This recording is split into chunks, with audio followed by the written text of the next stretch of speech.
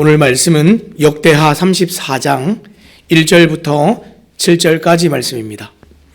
역대하 34장 1절부터 7절까지 말씀 함께 보도록 하겠습니다. 다 찾은 줄 알고 제가 봉독하겠습니다.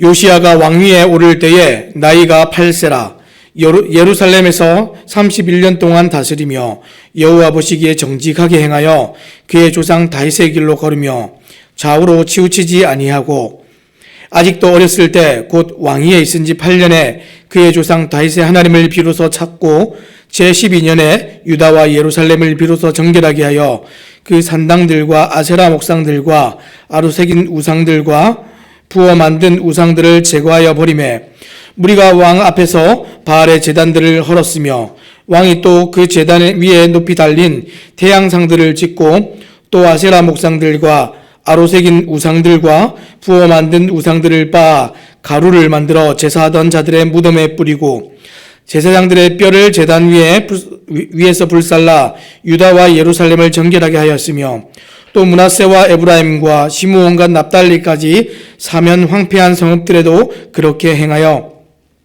제단들을 허물며 아세라 목상들과 아로새긴 우상들을 빻아 가루를 만들며 온 이스라엘 땅에 있는 모든 태양상을 짓고 예루살렘으로 돌아왔더라. 아멘. 아멘. 오늘은 우리가 치우치지 않는 신앙의 길이라는 제목을 가지고 함께 말씀을 나누기 원합니다. 계속해서 우리가 이 열왕기나 이 역대기 말씀들을 보면서 생각하게 되는 것은 우리가 짧은 시간 우리가 인생을 살지만 우리가 성경을 통해서 긴 역사를 보게 되죠. 긴 역사를 보면서 세대가 바뀌고 또 이 시대의 흐름들이 바뀌어 가는 것들을 우리가 살펴볼 수 있습니다. 그 긴 역사들을 볼 때 우리가 배우는 지혜가 어떤 것입니까? 하나님 앞에서 어떤 사람의 인생은 지혜로웠고 또 어떤 사람의 인생은 참으로 미련하였구나라는 것을 우리가 생각해 볼 수가 있습니다. 자, 오늘은 우리가 특별히 이 신앙의 평가에 있어서 계속해서 이 열왕기나 역대기 말씀들이 하는 평가들이 어떤 것입니까? 다윗의 길로 갔는가, 여로보암의 길로 갔는가, 하나님 정말 마음의 중심에 정함이 있어서 하나님 기뻐하는 삶을 살았는가, 그렇지 않았는가의 그 차이들입니다. 오늘 우리가 치우치지 않는 신앙에 관해서 좀 살펴보기 원하는데, 그럼 어떻게 하면 이런 삶을 잘 살 수 있고, 어떻게 하면 우리가 처음 시작부터, 그리고 여정들도 정말 하나님 앞에서 마지막 우리가 눈을 감기까지 어떻게 잘 살 수 있을까 함께 좀 살펴보기를 원합니다. 첫 번째로 우리가 이 치우치지 않는 신앙의 길을 잘 살기 위해서는 필요한 요소들이 중간중간에 있는데, 첫째는 영향력 있는 사람들이 우리의 삶 중심에, 삶의 여기저기에 요소에 있으면 좋습니다. 뭐라고요? 영향력 있는 사람이 있어야 됩니다. 신앙에 있어서 영향력 있는 사람이 있어야 그 신앙이 영향을 받고 잘 자랄 수가 있습니다. 지금 우리 오늘 말씀을 보니까 오늘 등장하는 사람은 요시야 왕입니다. 근데 정말 특별하게 이 요시야 왕에 대한 이력들을 좀 살펴보면 이 할아버지가 므낫세입니다. 할아버지 므낫세가 55년 통치를 했고 또 아버지 아몬이 2년 통치를 하고 그 뒤를 이어서 지금 요시야 왕위에 오르는데, 이 요시야 왕이 어떤 왕입니까? 이 분열 왕국 시대에 3대 선왕 중에 한 명이 요시야 왕이었습니다. 누구죠? 여호사밧, 히스기야, 요시야. 그 중에 이제 마지막 요시야입니다. 이스라엘의 근데 역대 임금들 중에서 가장 훌륭했던 왕이다. 성경이 그렇게 기록을 하고 있습니다. 뭐라고 얘기합니까? 차이가 뭐죠? 다 선하고 좋은 왕들이 있었는데 이 요시야에게 있어서 특징적으로 얘기하는 것은 오늘 본문 말씀에서 우리가 읽었던 것처럼 좌로나 우로나 치우치지 않는 그런 신앙의 길을 갔던 사람이 요시야입니다. 더 놀라운 것은 그가 왕위에 오를 때 나이가 8살이었습니다. 지금 저희 딸이 지금 나이가 8살인데 8살의 나이에 왕위에 올랐습니다. 근데 8살에 올라서 그렇게 정말 하나님 마음에 쏙 들게 기쁜 또 삶을 살고 왕으로서 역할을 어떻게 그렇게 잘 감당했을까? 다른 이 선왕들을 이제 좀 살펴보면 여호사밧이 35살에 왕위에 올랐습니다. 그리고 히스기야 왕이 25살에 왕위에 올랐습니다. 상대적으로 보면 너무나 어린 나이죠. 근데 요시야 왕이 이 8살의 나이에 왕이 된 것도 정말 그 사실 자체도 어떻게 보면 기적입니다. 아버지 아몬이 22살에 왕위에 올라서 2년 만에 24살에 죽임을 당했습니다. 므낫세가 했던 것처럼, 아버지가 했던 것처럼 정말 우상을 섬기고 이런 일을 하다가 하나님 앞에 정말 그것이 또 죄가 되고, 그래서 정말 백성들에게 암살이 돼서 정말 비참하게 죽었습니다. 근데 지금 아버지는 그래도 성인이었잖아요. 아버지도 그렇게 쉽게 제거할 수 있었는데 8살 왕은 아무것도 아니지 않습니까? 근데 그런 8살이 왕이 되는 것도 정말 놀라운 일인데, 그 왕이 8살에 올라서 왕위에서 지켜지고 인생을 참 잘 살았다. 하나님께서 지키신 것이지요. 자, 근데 더 놀라운 것은 8살에 왕이 돼서 이 31년간 다스렸을 때 성경의 평가입니다. 3절 말씀 함께 읽어보겠습니다. 아직도 어렸을 때 곧 왕위에 있은 지 8년에 그의 조상 다윗의 하나님을 비로소 찾고 제12년에 유다와 예루살렘을 비로소 정결하게 하여 그 산당들과 아세라 목상들과 아로새긴 우상들과 부어 만든 우상들을 제거하여 버리매, 이렇게 얘기를 했습니다. 뭐라고요? 예. 지금 아직도 어렸을 때, 이렇게 얘기했습니다. 아직도 어렸을 때. 지금 아직 어렸는데 이 어린 왕이 이렇게 하게 된 이유가 무엇입니까? 오늘 우리가 얘기하는 것처럼 영향력을 준 사람들이 있었다. 그 얘기입니다. 우리가 지금 오늘 성경의 본문에는 다 드러나고 있지 않지만 성경 전체적으로 우리가 구석구석 좀 살펴보면 이 동시대에 같이 함께 살았던 사람들 중에 요시야 왕에게 영향을 주었던 사람들이 분명히 있었습니다. 그 첫 번째 사람이 누구입니까? 므낫세입니다. 할아버지이죠.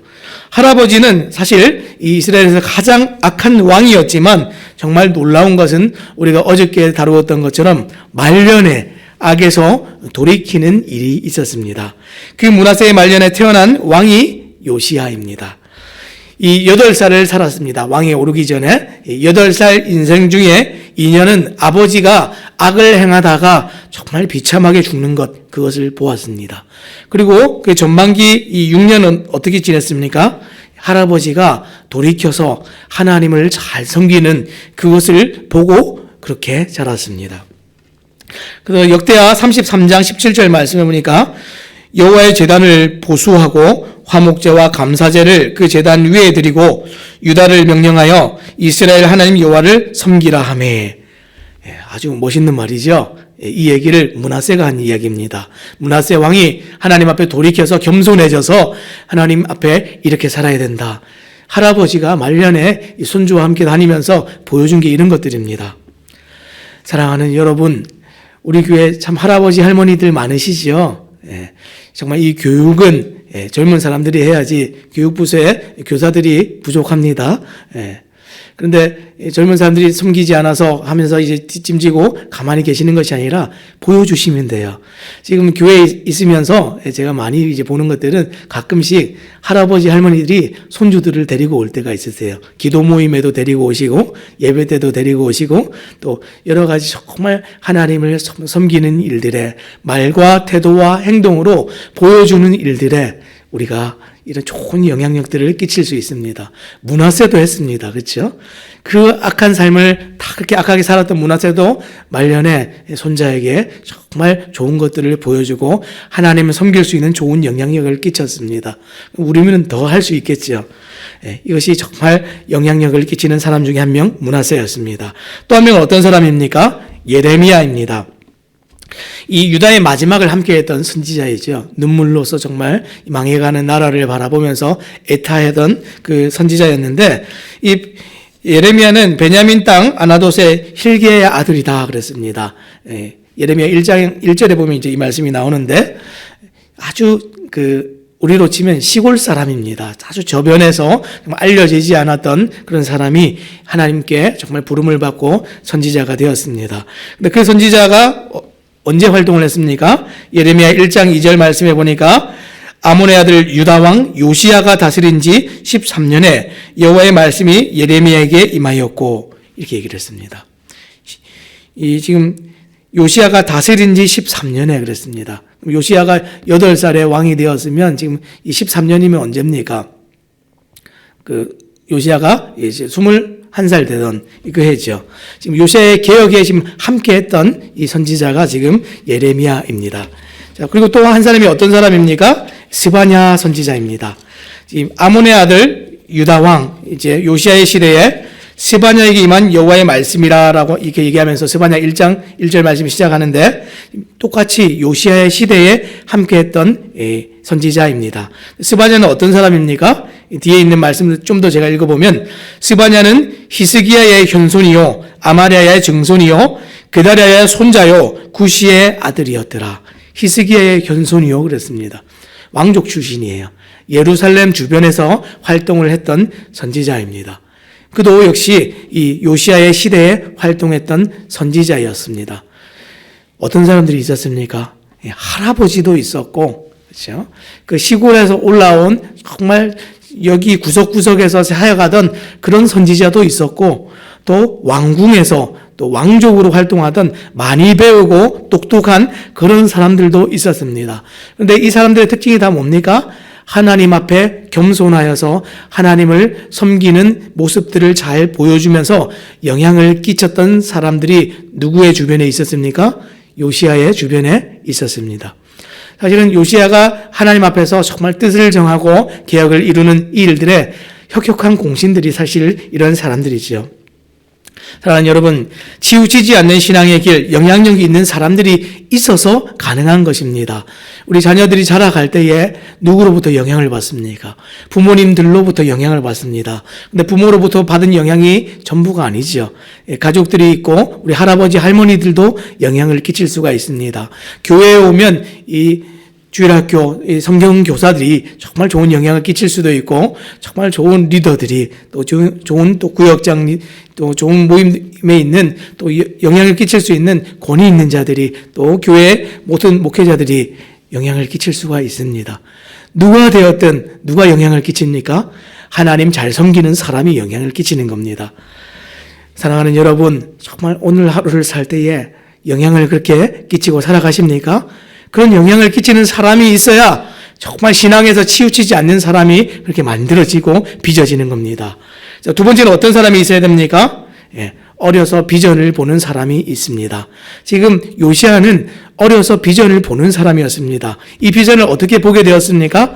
앞에서 이렇게 영향력을 끼치는 사람들이 요소요소에 있고 그 사람들이 그것을 보여주고 역할을 잘 감당하니까 이 아이가 어떻게 됐습니까? 3절 말씀에 우리가 아까 이제 보다 말았는데요. 아직도 어렸을 때에 그렇습니다. 곧 왕위에 있은 지 8년에 그의 조상 다윗의 하나님을 비로소 찾고 제12년에 유다왕 예루살렘을 비로소 정결하게 하여 그 산당들과 아세라 목상들과 아로새긴 우상들과 부어 만든 우상들을 제거하여 버리매 그랬습니다. 아까 8살에 시작되었던 그 이제 왕위에서 그 일들이 이제 어떻게 됐습니까? 이제 8년에 이제 16살이 됐습니다. 16살이 되니까 비로소 하나님을 찾고 그랬습니다. 그전에는 영향을 받고 정말 이 세상이 만들어졌어요.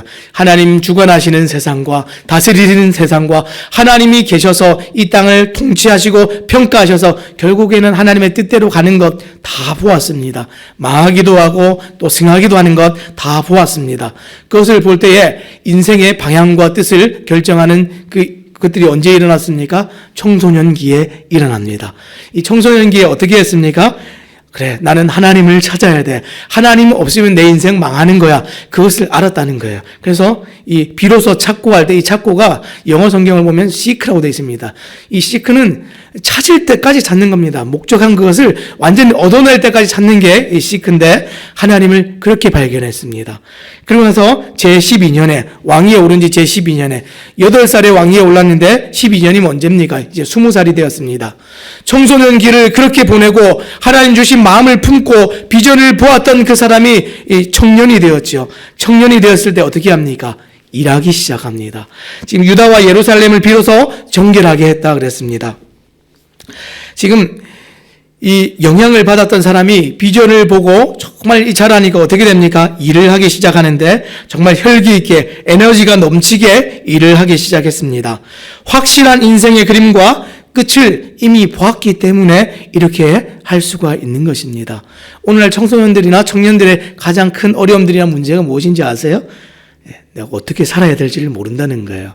내가 인생에 붙잡히는 게 없고 확실한 게 없고 선명한 게 없어서 그저 가만히 이 에너지들을 가지고 가만히 있습니다. 그리고 이 에너지를 쓸 데가 없으니까 허탄한 것들에 이것들을 쏟아버리면서 살아가게 되는 것이죠. 왜 그렇습니까? 앞에서 이 영향을 끼치는 사람들이 없으면 이 청소년기가 되고 청년기가 돼도 아무런 변화가 일어나지 않는 것입니다. 비전을 보여주어야 됩니다. 영향력 있는 사람이 영향을 끼치면 뭐가 생깁니까? 그래, 저게 꿈이야, 비전이야, 모델이야, 이런 게 보이기 때문에 인생의 방향성들이 보이는 것이죠. 이것이 하나님께서 주시는 비전입니다. 이 비전이 없으면 이 청소년기나 청년 때는 망하는 겁니다. 이 청소년기와 청년기에 반드시 가르쳐야 되고 심어줘야 되고 좀 알려줘야 되는 게 하나님의 꿈, 진짜 비전입니다. 자, 이것이 있으니까 어떻게 합니까? 모든 삶의 영역에서, 항목에서 정말 거룩과 정결함이, 경건함이 묻어나도록 일을 하기 시작합니다. 산당도, 아세라 목상도, 아로 새긴 우상, 부어 만든 우상, 바알, 태양상 할 것 없이 모든 삶의 영역에서 이 하나님 기뻐하는 삶의 정말 정결함들이 이제 이런 묻어나기 시작합니다. 근데 이렇게 볼 때에 우리 뭐라고 얘기합니까? 아, 집에서 잘하면 됐지. 이렇게까지 해야 돼? 주일날 교회 가서 잘하면 되지. 평일에도 그렇게 해야 돼? 우리가 이렇게 얘기할 수 있죠. 근데 성경이 어떻게 합니까? 모든 영역에서 빠짐이 없이, 부족함이 없이. 신앙생활은 이렇게 하는 겁니다. 치우치지 않는 것은 이렇게 하는 겁니다. 우리가 하나님 잘 섬기는 것은 이렇게 하는 겁니다. 정말 심하게 모든 영역에서 이렇게까지 해야 되나라는 그 말을 들으셔야 됩니다. 예. 오늘 우리 성경에 나오는 요시야 왕은 그렇게 했습니다. 우리는 교양 있게 좀 적당하게 신앙생활하면 좋겠다. 교회 사람들한테도 좀 칭찬 듣고 우리가 만나는 믿지 않는 사람들한테도 참 좋은 사람이야. 이런 얘기 들으면 참 좋을 것 같은데 우리가 세상에 나가서 어떤 얘기를 듣든지 하나님께 칭찬받으셔야 됩니다. 하나님이 인정하시고 원하는 삶을 살아야 그것이 진짜 치우치지 않는 신앙생활입니다. 요시야 왕은 어떻게까지 했습니까? 이렇게까지 해야 되나 하는데 어떻게까지 했습니까? 4절 말씀해 보니까 이 중반부부터 보니까 부어 만든 우상들을 빻아서 가루를 만들어서 제사자들의 무덤에 뿌리고 그랬습니다.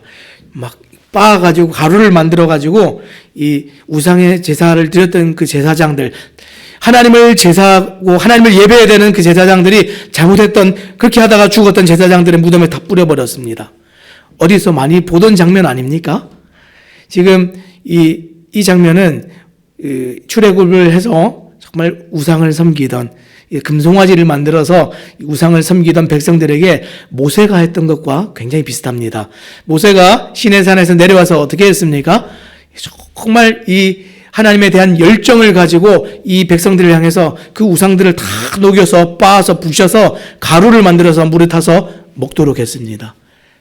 어떻게 이럴 수 있습니까? 하나님을 향한 이 열정이 그렇게까지 하도록 만들었습니다. 지금 이 요시야 왕은 이것을 알아서 한 게 아닙니다. 지금 율법책이 발견되기 전의 상황이에요.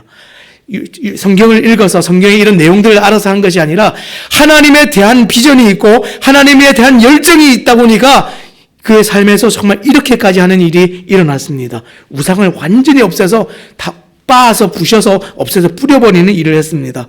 그러고 나서 했던 일이 어떤 것입니까? 5절 말씀입니다.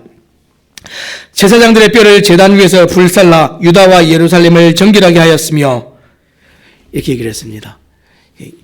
무덤에 있는 제사장들을 다 뼈까지 다 꺼내가지고 그것을 제단에 올려놓고 불로 태워버렸습니다. 지금 가시적으로 막 보여주는 것이죠. 이것을 왜 합니까? 이것은 지금 하나님의 뜻이었고 사실 성경에 나오는 예언이었습니다. 제가 열왕기상 13장 말씀인데요. 제가 한번 읽어봐 드리겠습니다. 지금 열왕기상 13장이 어떤 배경이냐면 이 유다와 북이스라엘이 둘로 갈라졌을 때의 이야기입니다. 그래서 북이스라엘로 갈라졌을 때 북쪽에 갔던 여로보암 왕이 어떻게 했습니까? 사람들이 예루살렘 성전이 있는 그 유다로 내려가서 예배하지 못하도록, 제사하지 못하도록 했던 나쁜 일이 어떤 것이죠? 이 베델과 단에다가 이 나름 그러니까 성전을 만든 겁니다. 자기 나름대로. 그리고 거기서 제사를 드리는데 자기가 제사를 드리는 겁니다. 근데 내려갈 거 없다. 여기도 있으니까 여기서 하면 된다 할 때에 그 하나님의 사람이 유다에서 그 북쪽 이스라엘로 올라갔습니다. 그리고 했던 내용의 얘기입니다. 그것을 보면서 이렇게 얘기했습니다. 보라, 그때에 하나님의 사람이 여호와의 말씀으로 말미암아 유다에서부터 베델에 이르니 마침 여로보암이 제단 곁에 서서 분향하는지라. 하나님의 사람이 제단을 향하여 여호와의 말씀으로 외쳐 이르되 제단아 제단아 여호와께서 이와 같이 말씀하시기를 다윗의 집에 요시아라는 이름하는 아들을 낳으리니 그가 내 위에 분향하는 산당 제사장을 내 위에서 제물로 바칠 것이요 또 사람의 뼈를 내 위에서 살리라 하셨느니라 하고. 아멘. 하나님 앞에 제사하지 않는 그 북이스라엘 처음 그 악을 행하던 그 처음부터 하나님 뭐라고 얘기하셨습니까? 요시아라 이름하는 이 아들이 나와서 왕이 나와서 이 제단을 완전히 부셔버릴 것이다. 그리고 제사장들의 뼈까지 다 꺼내가지고 그 위에서 원래는 짐승을 우리가 태웠잖아요. 근데 그 위에서 이 사람의 뼈를 태우는 일이 있을 것이다. 이 징조가 무엇이었습니까? 여로보암이 보는 앞에서 이 제단이 반으로 쪼개져서 재가 다 아래로 떨어질 것이다 그랬지요. 그때 어떻게 했습니까? 여로보암 왕이 저 사람을 잡아라 할 때에 그 손이 말랐습니다. 그와 동시에 뒤에 있던 그 제단이 반으로 탁 쪼개지면서 재가 다 아래로 쏟아졌죠. 징조였습니다. 지금 역대하 말씀을 볼 때에 요시야 왕을 통해서 이 말씀을 하나님께서 이루시고 이것을 이 역대하 말씀을 듣고 있는 이 포로기로 귀환해서 이 포로기를 끝내고 돌아온 이스라엘 백성들에게 들려주시는 이유가 무엇입니까? 요시야 왕, 정말 선한 왕을 이 시대에 유다가 망해가는 이 시점에 이제서야 이 선한 왕을 두셔가지고 보여주시는 이유가 무엇입니까? 하나님 앞에 온전한 예배와 제사를 드리는 그 일이 어떻게 중요하고 어떻게 되어야 되는지를 가르쳐 주시는 것이죠. 그리고 그렇게 하지 못했을 때에 하나님께서 그것을 얼마나 미워하시는지 가르쳐 주시는 것입니다. 이 젊은 왕을 통해서. 사랑하는 여러분, 이것이 하나님께서 주시는 비전입니다. 이 비전이 있어야 좌로나 우로나 명확하게 보아야 선명하게 우리가 보고 선명하게 삶을 살아가고 선명하게 삶을 결정하고 행동을 이렇게 과감하게 할 수가 있는 것입니다. 이렇게까지. 왜요? 하나님이 원하시는 것이기 때문에. 마지막은 어떻게 됩니까? 마지막은 거룩함이 확장되는 일이 일어나는 겁니다. 언제요? 좌우로나 우로나 치우치지 않는 그 신앙이 있을 때에. 자, 지금 마지막 말씀 보니까 6절 말씀에 또 므낫세와 에브라임과 시므온과 납달리까지 사면 황폐한 성읍들에게도 그렇게 행하여. 지금 이 일을 지금 예루살렘에서만 유다에서만 하는 것이 아니라 지금 그 요시야 왕이 어떻게 했습니까? 지금 좀 전에 읽었던 이 도시들은 이 지파들은 다 북쪽에 있는 지파들입니다. 지금 아수르의 속국이 돼서 이미 망한 북쪽에까지 가서 그 나라들에서 지금 어떻게 합니까? 여기서 했던 것과 똑같이 합니다. 다 다니면서 왕이 직접 막 태양상을 찍고 막 이걸 부셔가지고 가루로 만들어가지고 다 뿌리고 막 불태우고 하는 이 일을 왕이 직접 하고 돌아다닙니다. 얼마나 혈기가 있고 에너지가 넘치는 왕입니까? 과하지 않습니까? 과한데 하나님이 그것을 그렇게까지 요구하시기 때문에 그렇게 삶을 살아가는 겁니다. 거룩과 경건함이 이 내가 살고 있는, 내가 서 있는 여기에서만 머무는 것이 아니라 확장돼야 되는 것이죠. 정말 우리가 명확하게 보면 정말 명확한 삶을 살 때에 좌로나 우로나 치우치지 않는 것, 여기서만 있어서 되는 것이 아니라 내가 발이 닿는 모든 곳에서 그런 일들이 일어나야 됩니다. 어떻게 했습니까? 제단들을 허물며 아세라 목상들과 아로 새긴 우상들을 빻아 가루를 만들며 온 이스라엘 땅에 있는 모든 태양상을 찍고 예루살렘으로 돌아왔더라. 우리가 오늘 이 뒤에 있는 본문은 우리가 다루지는 않았어요. 사실은 실제로 이것이 유지되고 계속해서 더 갈 수 있었던 것은 다른 왕들이랑 또 다른 차이 하나는 율법책이 발견되어서 그렇습니다. 그것은 우리가 또 내일 본문에서 다루겠지만 정말 우리 오늘 본문에서 우리가 좀 중요한 것은 어떤 것입니까? 이 하나님 앞에서 정말 기준을 세우고 정말 인생을 잘 사는 일에 정말 요소에 이 필요한 요소들이 있다는 것 우리가 좀 기억하시기 바랍니다. 무엇이 있었습니까? 첫째로 영향력 있는 사람들이 있었기 때문에 요시야 왕이 어렸지만 그런 것들이 가능했습니다. 또 두 번째는 어떤 것입니까? 그 영향력을 끼치는 사람들이 있었기 때문에 비전을 볼 수 있었습니다. 그래서 이 젊은 나이에 일하는 그 일들이 가능했습니다. 사실은 젊은 나이에 하나님을 보고 일하는 경험들이었고 그것을 하지 못하면 나이가 들어서 하는 것은 쉽지가 않습니다. 그때 해야 됩니다. 어려서 가르쳐야 되고 어려서 보게 해야 되고 어려서 비전이 있어서 일하게 해야 되고 어려서부터 정말 청년 때부터 청소년 때부터 하나님을 섬기는 일들이 가능하도록 그 일들이 정말 순차적으로 빚어져야 됩니다. 그래서 이 일이 어떻게까지 가야 됩니까? 삶의 모든 영역에서 그의 인생에 사는 날 동안에 하나님을 잘 섬기는 일이 확장되고 확장돼서 가는 곳마다 그런 일들이 반드시 일어나야 됩니다. 요시야는 그것을 마음에 품고 살았던 사람입니다. 그랬기 때문에 보는 방향이 분명했기 때문에 좌우로 곁눈질을 하지 않았기 때문에 치우치는 일이 생기지 않았던 것입니다. 사랑하는 여러분, 오늘 하루를 살아갈 때에 인생에 또 정말 어떤 사람들은 시작점에 있고 어떤 사람은 또 정말 3분의 1, 어떤 사람들은 절반의 인생을 지나고 어떤 사람들은 이제 남은 인생이 이제 산 날보다 얼마 남지 않은 사람들도 있습니다. 우리 인생을 하나님 앞에 어떻게 사시겠습니까? 우리가 정말 하나님 기뻐하는 삶을 또 살되 또 영향을 끼치는 삶을 사시기 바랍니다.